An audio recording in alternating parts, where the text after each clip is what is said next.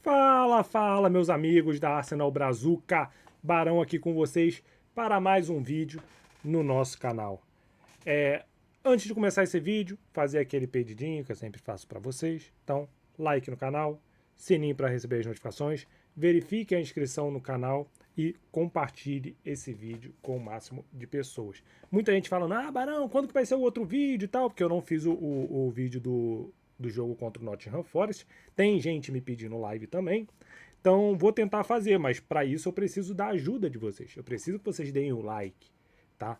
Eu preciso que vocês compartilhem o canal para continuar crescendo aí e a gente consiga alcançar o máximo de pessoas possíveis, tá? Porque, como eu falo para vocês, isso aqui dá muito trabalho de ser feito, tá? Eu não vivo disso aqui, então é mais para juntar a comunidade. Então, dá um trabalho preparar. Eu já falei para vocês que eu tenho vários roteiros, mas tem que ter tempo para gravar, tem que ter uma janela aí, por exemplo. Agora não dá, porque agora tem o jogo contra o Manchester United no final de semana. Depois já tem outro jogo da Champions League no meio da semana. Então, assim, soltar vídeos vai ficar meio difícil. Vou tentar soltar um entre esse meio do caminho aí, mas vamos ver, tá? Mas não esqueça aí de ajudar o canal compartilhando aí com. Pô, vocês têm um monte de grupo, eu tenho certeza que vocês têm um monte de grupo. Joga ali sem querer, entendeu? Joga ali, pô, ih, joguei sem querer o link, entendeu? Do nosso canal pra gente continuar crescendo. Beleza? Então, vamos para o resumo da partida entre Arsenal e Inter de Milão. Tá? Ganhar fora de casa na Liga dos Campeões nunca é simples. Tá? Ganhar no San Siro é outra história.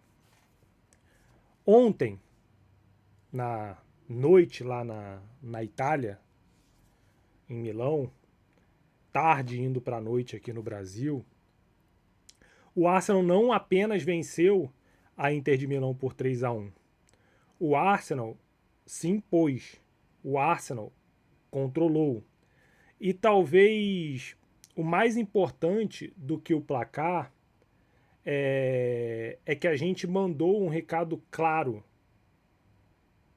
para a Europa como um todo. Tá? Um recado que nós vamos brigar por esse título. Que nós vamos brigar pela Premier League. Que nós vamos brigar pela Carabao Cup. Que nós vamos brigar pela FA Cup. E aí, no final do ano, nós vamos brigar pelo Mundial. Chegando lá, né? Chegando lá, nós vamos brigar também. Então, com 2 gols de Gabriel Jesus e um gol de Vitor Gyökeres, o Arsenal garantiu matematicamente uma vaga entre os 2 primeiros colocados da fase de grupos da Liga dos Campeões. Depois nós vamos falar, tá, da importância dessa colocação. Algo que muda completamente o caminho do clube na competição. Mas essa vitória não se resume somente aos números. Ela fala sobre maturidade, evolução, confiança e sobre um Arsenal que começa a entender como se vence na Europa. A gente que era sempre tratado, né, como... Na verdade, não tratado, né, mas quando a gente pegava times grandes europeus, normalmente a gente levava goleada. Era quase comum nós levarmos uma goleada quando a gente chegasse nessas fases de afunilamento, tipo umas oitavas de final. A fase de grupos normalmente a gente ia tranquilo, entendeu? Às vezes a gente ficava ali em segundo e tal, mas normalmente era bem tranquilo a fase de grupos. Mas quando chegava nas oitavas e aí afunilava e a gente pegava os grandes europeus, a gente apanhava. Hoje a gente vai destrinchar tudo isso, tá? O jogo, os gols, as decisões do Arteta, o impacto de Jesus e Gyökeres, o que a Inter fez de bem, vamos colocar esse ponto aí dentro do nosso vídeo, e por que esse jogo pode ser um divisor de águas para o Arsenal na temporada. Tá? O Arsenal chegou a Milão, já muito bem posicionado no grupo, né? No grupo não, né? Na tabela, porque agora não é mais grupo, né? Agora é tabela. Falei grupo porque veio o grupo na minha cabeça, né? Ainda estou me adaptando a esse novo modelo de Champions League. Bem posicionado na tabela, tá? Mas havia algo em jogo que vai além dessa classificação, tá? Terminar entre os dois primeiros colocados significa evitar os playoffs, tá? Com 16 equipes. Então, a gente evita mais 2 jogos. A gente evita mais 2 jogos.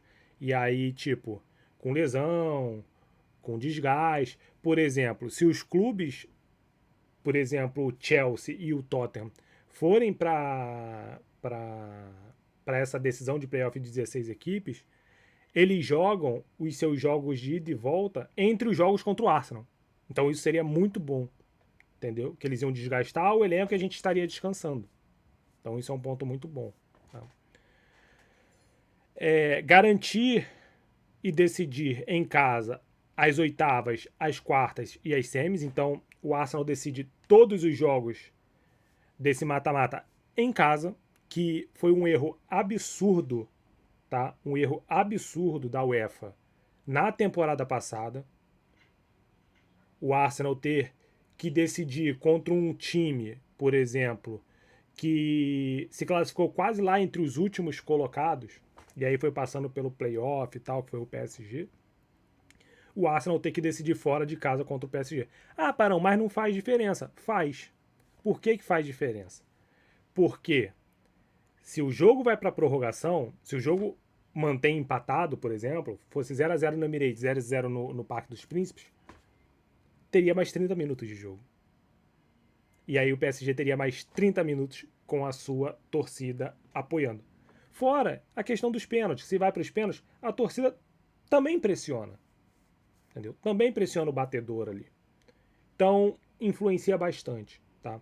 E aí, esse ano, a UEFA melhorou. Eu acho que ainda poder... Assim, é porque nesse ponto eu sou muito conservador, tá? Porque, por exemplo, vamos dizer, o Bayern de Munique é o segundo colocado. E aí ele enfrenta o time lá que se classificou em 24º, sei lá, o PSG. Vamos botar o PSG, que a gente já tá falando do PSG aqui.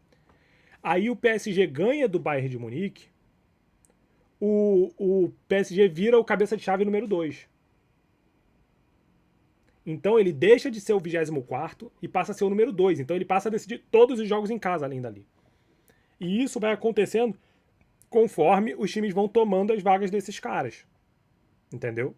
Então isso pode variar durante ali o mata-mata. Porque se um time que terminou abaixo ganha de um time acima, ele assume a posição daquele clube, entendeu?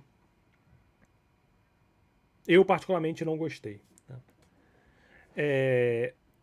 E aí, é o que eu falei, né? Jogar os momentos decisivos da Champions no Emirates vai ser diferente. Entendeu? Vai ser diferente.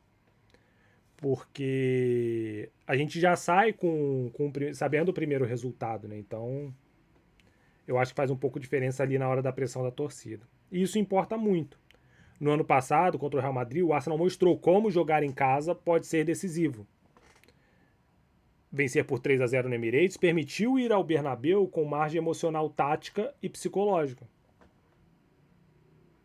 Entenderam? Mas, por exemplo, o Arsenal também podia ter jogado ali o segundo em casa contra o Real Madrid.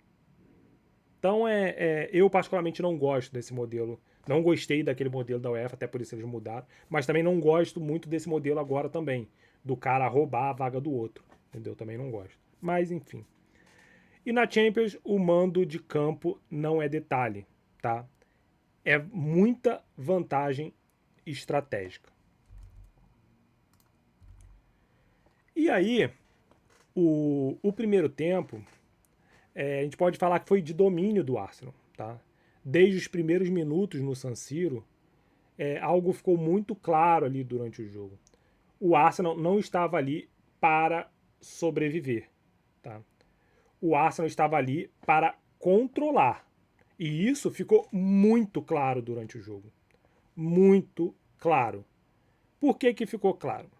Porque, se vocês repararem, quando o Arsenal estava ganhando de 1-0, o que ele fez? Baixou as linhas, pum, e ficou ali, ó, tocando bola. Pá, pá, pá, pá, pá, pá, pá, pá, pá. Aí sai o gol da Inter. Aí a gente volta a pressionar, pá, pá, pá, pá. Sai o segundo, controla. Então, a gente foi ali para controlar o jogo. Literalmente controlar o jogo. Então, a pressão alta funcionou. A saída de bola da Inter foi muito sufocada, que a gente tinha jogadores rápidos ali no ataque. A gente tinha o Gabriel Jesus, a gente tinha o Saka, a gente tinha o Trossard. E a gente ainda tinha o Eze também, que é um jogador muito rápido. Então, 4 jogadores dando pressão ali. E o primeiro gol nasce exatamente dessa pressão, tá? O Gabriel Jesus mostra o Gabriel Jesus mostra oportunismo puro, tá? Após o cruzamento do Timber, ele reage muito rápido. No momento eu achei até que ele estava impedido, tá? Eu achei que o gol ia ser anulado porque eu achei que ele estava impedido. Mas ele reage muito rápido e mais rápido do que toda a defesa da Inter, tá? Ele estica a perna ali e finaliza com um reflexo de centroavante. E assim, eu não sei dizer se, mesmo se o Gabriel Jesus não tocasse, a bola não ia pro gol, tá? Eu acho que a bola ia pro gol. Não sei se o Sommer pegaria, esse é um outro ponto, tá? Mas eu acho que ia pro gol. Me corrigem aí nos comentários se eu estiver errado, mas eu acho que iria pro gol. E esse tipo de gol não é sorte, é leitura, é instinto, é presença diária. E talvez tenha sido exatamente isso que faltou ao Arsenal em jogos recentes da Premier League. E aí eu entendo quando vocês criticam o Gyökeres nesse ponto, entendeu? Porque ele não está fazendo gol, de certa forma. Mas eu sempre falei que o Gyökeres ele ia oscilar bastante, ele vem oscilando bastante durante os jogos. Tá? Tem gente que acha que ele não está oscilando. No meu ponto de vista, do que eu conheço, para mim o Gyökeres ele está oscilando. E assim, essa oscilação é totalmente normal num clube totalmente novo que ele está, com metodologias diferentes, com forma de jogar diferente. Eu até falei isso no último jogo, se eu não me engano foi no jogo contra o Chelsea, que eu falei, o pessoal fala, pô, mas o Madueke não sente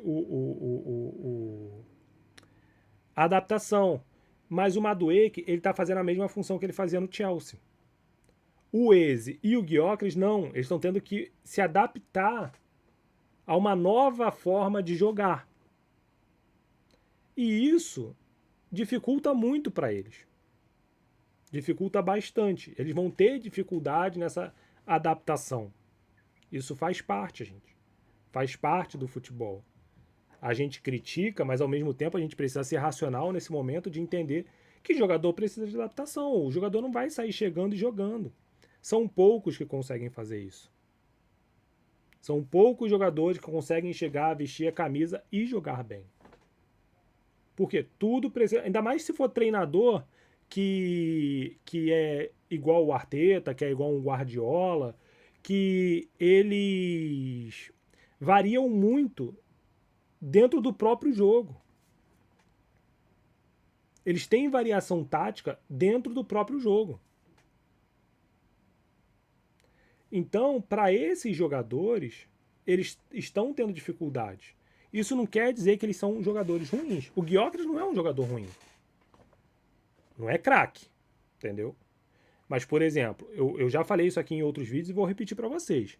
Quando o Gyökeres foi contratado, na verdade, antes dele ser contratado, tem vídeo aqui meu no canal falando que o Gyökeres viria para ser reserva do Havertz. E aí as pessoas falaram assim, não, Barão, tá maluco? A gente tá gastando 70 milhões no Gyökeres, não é possível que ele vai ser reserva do Havertz. Entendeu? E não tem problema, igual as pessoas falam, pô, por exemplo, eu defendo a forma do Gyökeres jogar aqui, entendeu? Já mostrei aqui alguns posicionamentos do Gyökeres, mas eu não tenho problema nenhum em o Gyökeres ser reserva. Gente, eu quero que o Arsenal seja campeão. Às vezes as pessoas chegam aqui e acham que, pô, o Barão defende fulano, o Barão defende Beltrano. Não, eu defendo o Arsenal. Entendeu? Então, assim, se o Gyökeres tiver que ser reserva, pra mim tá tudo bem. O Gabriel Jesus for titular, pra mim tá tudo bem. Se o Havertz voltar e for titular, pra mim tá tudo bem. Se o Gyökeres for titular e começar a meter gol, pra mim tá tudo bem. Entendeu? Mas eu sempre falei que o Gyökeres seria a reserva do Havertz. E aí, às vezes, é isso que a gente pede do Gyökeres. Só que ele está fazendo uma função diferente do que faz o Gabriel Jesus. Entendeu? O Gabriel Jesus, ele não é aquele jogador que consegue segurar o zagueiro.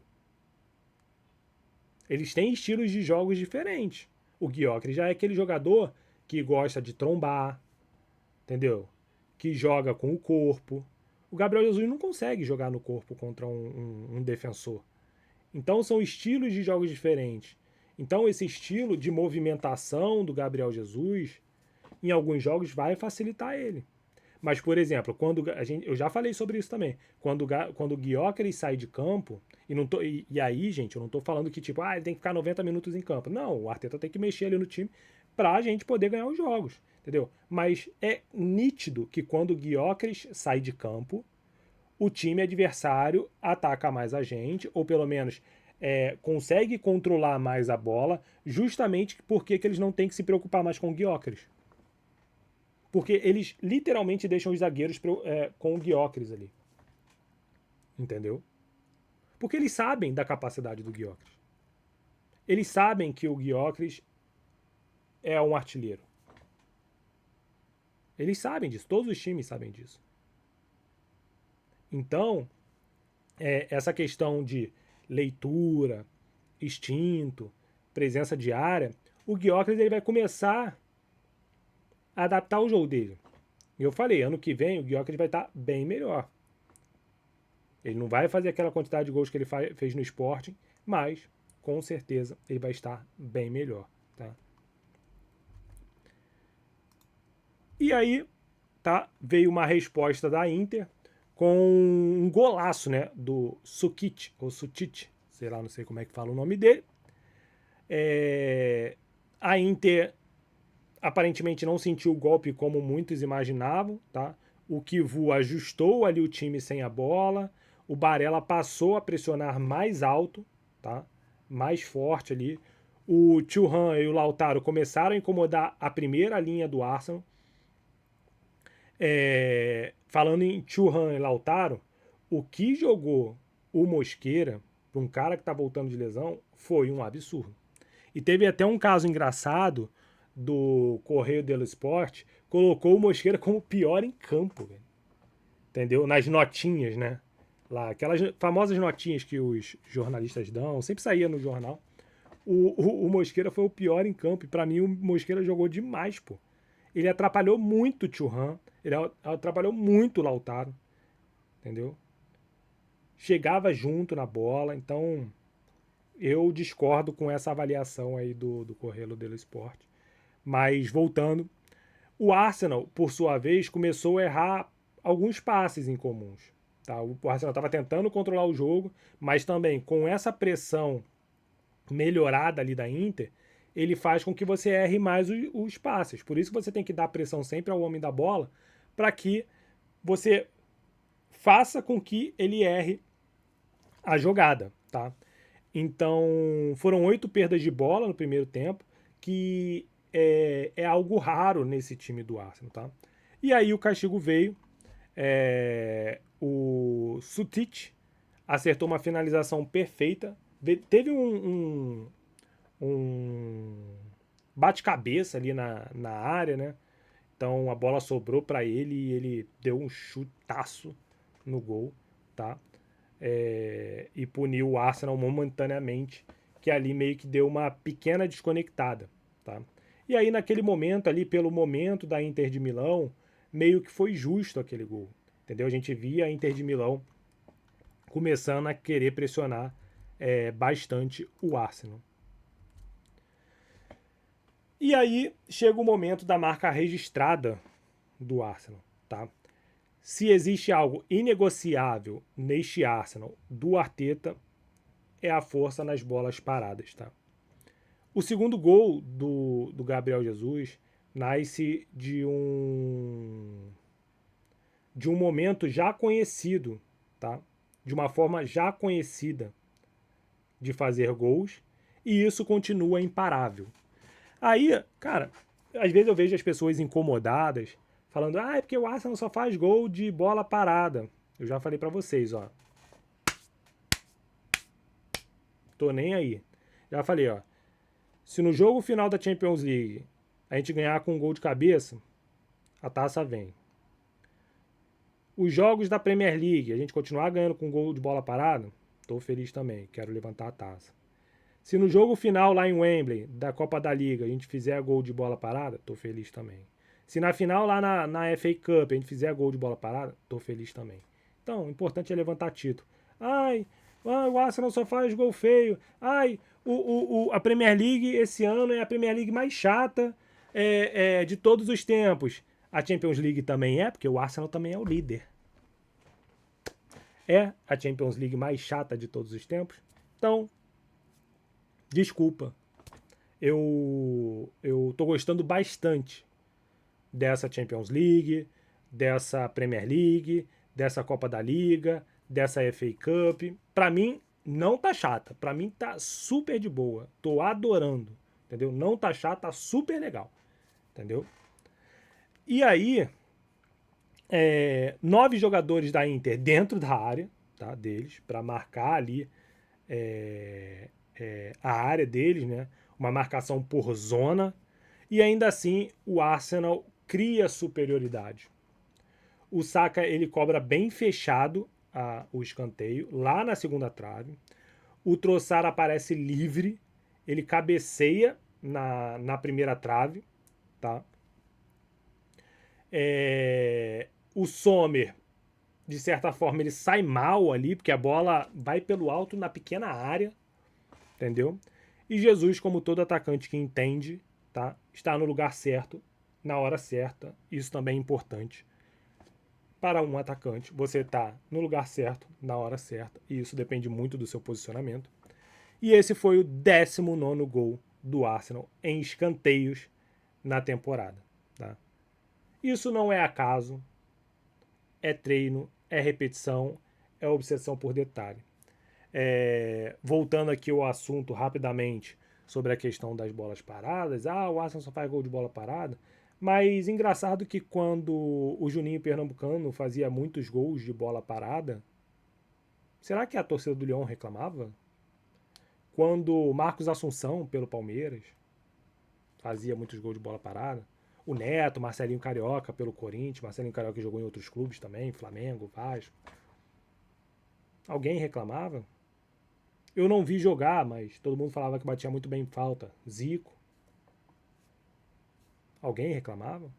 Petkovic. Alguém reclamava? Aí porque o Arsenal agora, entendeu? Faz gol de bola parada. E aí tá todo mundo reclamando. Eu citei exemplos do Brasil porque a gente tá no Brasil. Por mais que a gente torça por um time de fora do Brasil também. Mas eu tô querendo trazer esses pontos, entendeu? Porque, com certeza, vocês torcem por algum time aqui no Brasil. Então, assim, é só para vocês trazerem esse paralelo para vocês. Então, ninguém ficava chateado, ninguém achava chato. Só que quando é contra o seu time, é chato. Não pode acontecer. Precisa criar uma regra para que isso não aconteça. E aí, a gente volta para o segundo tempo, com esse 2-1, tá? O Arsenal muda a postura, menos aceleração, mais controle, mais paciência. Aquela mesma coisa que eu falei para você. Desacelera, baixa as linhas, tá? O Arteta mexe ali no time, coloca o Rice, coloca o Gyökeres, começa a mexer ali no time para dar mais estabilidade, né, no time e renovar também, rodar um pouco o elenco. O Arteta, ele não quis transformar o jogo naquela troca franca, sabe?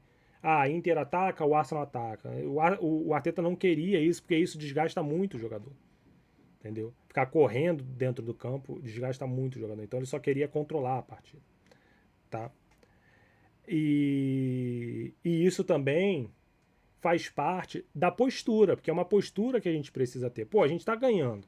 A gente já tá classificado. Cara, ó, baixa as linhas, vamos controlar só o jogo e tá tudo certo. Se a gente tomasse um empate também, não era nenhum desastre, entendeu? Não era nenhum desastre. Então, era saber quando acelerar, saber quando esfriar o jogo, saber sofrer sem a desorganização, tá? Mas nesse caso, o Arsenal nem sofreu, entendeu? No segundo tempo foi bastante controlado da parte do Arsenal. E aí, então veio o momento que selou a noite, que foi o terceiro gol, tá?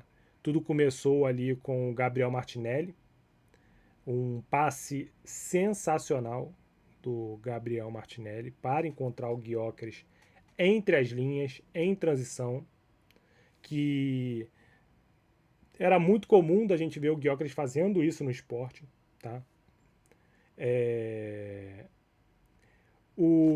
Um gesto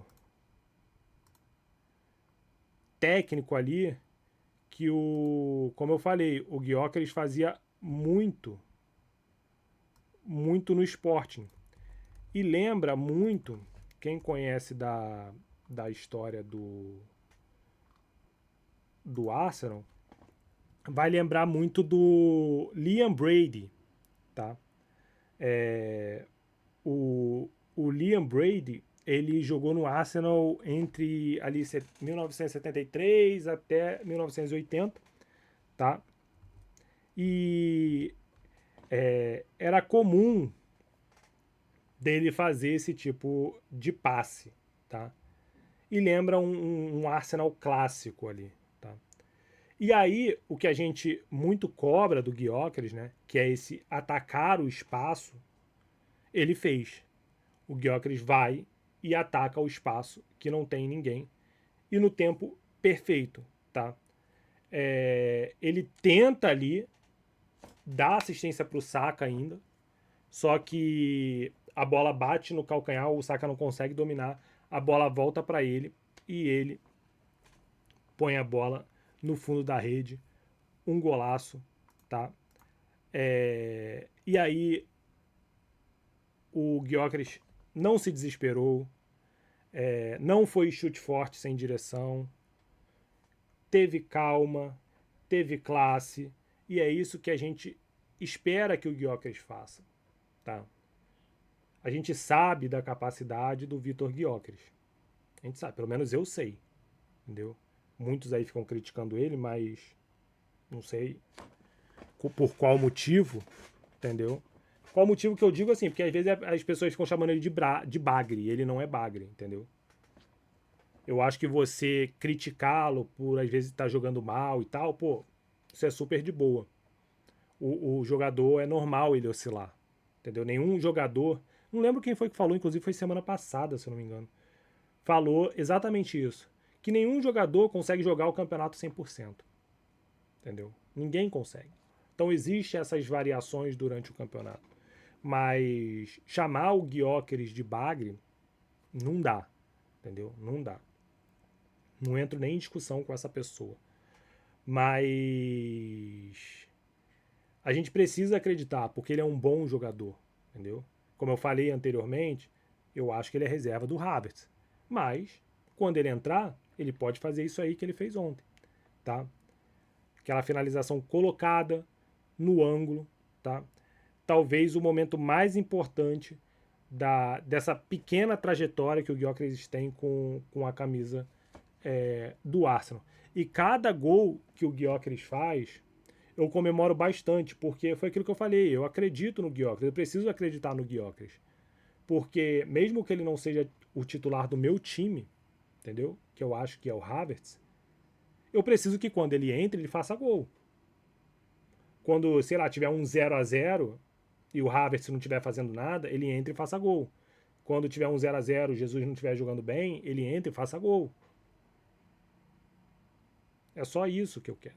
E eu torço muito pro Gyökeres porque eu sei que ele tem uma capacidade de finalização muito boa, ele já mostrou isso. Então, eu não acho que ele seja bagre às vezes, como no calor das emoções as pessoas começam a falar ali do Victor Gyökeres. Tá? Gostei bastante do jogo do Gyökeres, inclusive, ontem. E aí, vamos falar rapidamente da Inter, né? Até porque seria injusto dizer que a Inter foi dominada o tempo todo, tá? Eles conseguiram, em algum momento, pressionar bem em certos momentos. Eles conseguiram pressionar ali o Arsenal em certos momentos. E aí eles exploraram bastante as bolas longas para o Thuram. Eles fizeram bem isso, essa bola longa, mas quando chegava no Thuram, entendeu? O Mosquera, o Saliba iam muito bem e o Thuram não conseguia fazer nada. Tá? E tiveram chances claras na transição. Então eles mostraram em alguns momentos ali uma transição muito rápida, até porque eles têm o Thuram, que é um jogador rápido, eles têm o Lautaro Martinez, que é um jogador rápido, então eles precisavam dessa transição. Mas aí foi uma coisa até que, se eu não me engano, o Thuram falou na coletiva, para eles faltou precisão, faltou pontaria, tá? Faltou frieza e, sobretudo, faltou controle emocional, principalmente nos momentos decisivos. Tá? E aí, no final do jogo, na coletiva, o Arteta estava muito orgulhoso do time. Tá? Ele falou da fome de vencer, do desejo, de impacto dos titulares e dos reservas, e deixou claro que este Arsenal ele quer vencer, ele não quer só competir, ele não quer só participar, ele quer vencer. E aí a cada jogo a gente vem mostrando isso. Ontem foi um jogo onde que a gente rodou o elenco, rodamos bem, porque não foi aquele rodar elenco onde a gente toma sufoco 90 minutos. E aí, às vezes, o Arteta precisa colocar um jogador ou outro mais titular, né?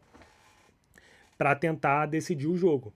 Entendeu? Não foi esse caso. Os jogadores que estiveram ali em campo, eles conseguiram dar conta do recado ali durante os 90 minutos. Claro que entrou alguns outros jogadores depois, entendeu? Até para dar uma descansada nos outros jogadores, né? Por exemplo, o Arteta falou na coletiva que o Mosquera, se não me engano, ele não podia nem jogar, entendeu? Mas aí ele não, na verdade não é que ele não podia jogar, né? Ele não estaria apto a jogar, mas parece que o departamento médico fez um trabalho lá e conseguiu colocar ele para jogar no jogo de ontem, tá? Então, isso é um outro ponto importante também, a volta desses jogadores lesionados. E aqui a gente tem a estatística, né, da partida. Então, a posse de bola ficou 51% contra 49%. Grande parte disso porque o Arsenal chegou um momento que baixou as linhas e deu a bola ali para a Inter poder trabalhar ela e tentar atacar a gente. O expecting goals, tá? 2,14 para o Arsenal, 1,36 para a Inter de Milão. Total de chute, 18 da Inter de Milão, 17 do Arsenal. Chutes no gol, 6 do Arsenal, 4 da Inter de Milão. Grandes chances, 3 do Arsenal, 1 da Inter de Milão. Grande chance perdida, 1 para cada lado. Precisão nos passes, a Inter de Milão teve 87%, o Arsenal 83%. Faltas cometidas, 9 da Inter de Milão, 17 do Arsenal. Tá? Foi um jogo bem faltoso da parte do Arsenal. E quantidade de escanteios, 7 para o Arsenal, 4 para a Inter de Milão. E aí aqui a gente tem a tabela, tá? Depois dos jogos de hoje, dessa quarta-feira. Então a gente tem o Arsenal ali na liderança, tá? O Bayern de Munique, para passar o Arsenal, precisa fazer 5 gols de diferença, então eu acho que não vai conseguir, porque o Arsenal enfrenta o Kairatsos, o Kairat na última temporada, o último colocado em casa, entendeu? Então, se o Arsenal empatar esse jogo, no pior dos casos, empatar o jogo, já é o primeiro colocado, tá? E aí aqui o Arsenal vai vencer com certeza, por mais que a gente vá rodar bastante o elenco nesse jogo, tá? Então, Arsenal líder, tá? Bayern de Munique segundo, Real Madrid terceiro Liverpool quarto, Tottenham quinto, PSG sexto, Newcastle sétimo e Chelsea oitavo. Esses 8 vão para a próxima fase direto, tá? Os 8 primeiros. E aí, até o 24º, até o Olympiacos, tá? Vai para os playoffs. E aí a gente está dizendo que temos Barcelona, temos Manchester City, temos Atlético de Madrid, temos Inter, temos vários times grandes por aqui, entendeu? Por aqui, nessa fase aí, e corre o risco de ficar pelo caminho. Eles correm o risco de ficar pelo caminho, entendeu? Então, é um ponto aí para a gente ficar de olho, tá? E outro ponto importante, deixa eu só pegar aqui que eu esqueci de trazer para vocês essa informação, que é a informação sobre os valores que o Arsenal já ganhou nessa Champions League, tá? Só pegar aqui. Vamos lá. O Arsenal já faturou 93 milhões de euros, tá? Nessa Champions League, tá? Então, além disso, o valor financeiro ajuda bastante. Então, se a gente está pensando em contratação, não agora, né, mas para o verão, esse dinheiro faz toda a diferença, entendeu? E isso muitos criticam, e aí faz parte também. Eu tenho poucas críticas ao Arteta, mas tem gente que acha que, entendeu? Um time que está em primeiro na Premier League, primeiro na Champions League, semifinal de Carabao Cup e quarta de final de FA Cup, entendeu? Mas isso vem muito do trabalho do Arteta, entendeu? Por isso que eu falo que os Kroenke, mesmo se o Arsenal não ganhar nada essa temporada, o Arteta não roda. Ele só sai se ele quiser do Arsenal. Porque futebol para o torcedor é título. É título. Mas para o negócio futebol, essa grana faz muita diferença. Então, os Kroenke estão preocupados com a parte desportiva? Estão, claro. Entendeu? Agora o Josh está tocando ali essa parte. Mas eles também estão muito de olho na parte financeira. Até por isso eles vão ampliar o Emirates Stadium, estão fazendo outras ações ali de marketing, fechando vários outros patrocínios, justamente para aumentar a receita do clube. Então isso também faz parte do jogo. Tá? E aí, tá? Antes de finalizar o nosso vídeo, vamos dar uma pausa aí. Foram 4 jogos fora de casa, né? A gente não perdeu nenhum, só empatamos ali com o Nottingham Forest. Então foi Portsmouth pela Carabao Cup, Chelsea pela Portsmouth pela FA Cup, Chelsea pela Carabao Cup, Nottingham Forest pela Premier League e Inter de Milão pela Champions League. Todos jogos fora de casa. E aí a gente volta agora as atenções para a Premier League, onde a gente tem o clássico no domingo, 1h30 da tarde, contra o Manchester United, tá? E aí, vou repetir novamente aqui, tá? Jogos em casa, nós precisamos vencer. É clássico, tá? Não vem achando que a gente vai golear o Manchester United e tal. O Manchester United vem de uma vitória muito convincente contra o Manchester City, tá? Muito convincente, jogou muito bem. O Manchester City só não tomou mais por causa do Donnarumma. Só não tomou mais por causa do Donnarumma, tá? Então, vai ser um jogo difícil aqui. Vai ser um jogo difícil, tá? O Manchester City joga um jogo ali contra o Wolverhampton. Eu quero ver até um negócio importante aqui. Porque o Wolverhampton, deixa eu só confirmar aqui, tá? O Wolverhampton, vamos lá, tá a 4 jogos sem perder, tá? O Wolverhampton está a 4 jogos sem perder. Tudo bem que é só empate, mas empate eu tô feliz. Empate eu tô feliz. Entendeu? Então vai ter Manchester City jogando em casa contra o Wolverhampton. Temos o Newcastle jogando contra o Aston Villa. E o Arsenal enfrentando o Manchester United. A diferença do Arsenal para o segundo e terceiro colocado, né, que estão com a mesma pontuação, são de 7 pontos. Mesmo a gente empatando fora de casa contra o Nottingham Forest, a gente abriu distância, né, porque o Aston Villa perdeu o seu jogo e o Manchester City perdeu o seu jogo no Clássico de Manchester para o Manchester United. Então, galerinha, é isso, tá? Essa vitória no San Siro não garante título, não transforma o Arsenal em favorito absoluto, tá? Porque mata-mata, tudo muda, mas mostra algo talvez que seja muito importante, tá? O Arsenal aprendeu a jogar a Champions League, o Arsenal entende os momentos do jogo, o Arsenal tem elenco, tem ideias, tem personalidade, e isso, num campeonato europeu, faz toda a diferença. Então, galera, é isso, tá? Mais uma vez, obrigado. Não esqueça de dar o like no canal, sininho para receber as notificações, verifique a inscrição no canal e compartilhe esse vídeo com o máximo de pessoas possíveis. Beleza? Então é isso, galera. Obrigado, até a próxima e fui!